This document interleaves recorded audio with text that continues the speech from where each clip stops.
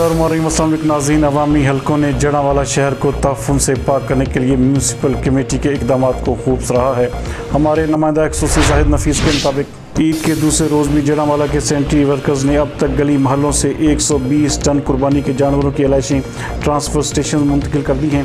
गुज़श्ता रोज़ 74 ton अलाइशें खंदक में तलफ की जा चुकी हैं, जबकि अब तक मजबूरी तौर पर 120 टन अलाइशें इकट्ठी की गई। इस हवाले से बात करते हुए CEO आरिफ वड़ैच का कहना था कि कुर्बानी के जानवरों की अलाइशें तेज़ी से उठाने के लिए ईद सफाई मुहिम कुर्बानी के जज्बे से जारी है, जबकि म्यूनसिपल कमेटी के कंट्रोल रूम में टेलीफोन लाइन्स के जरिए अवामी शिकायत का तेज़ रफ्तारी से अजाला भी किया जा रहा है। इस हवाले से असिस्टेंट कमिश्नर ज़ैनुल आबदीन ने म्यूनसिपल कमेटी की कारकर्दगी पर अपने इत्मीनान का इजहार किया है, जबकि उनका कहना है कि शहरियों के बेहद तावन पर हम जड़ांवाला के बासियों के इंतहाई मशकूर हैं।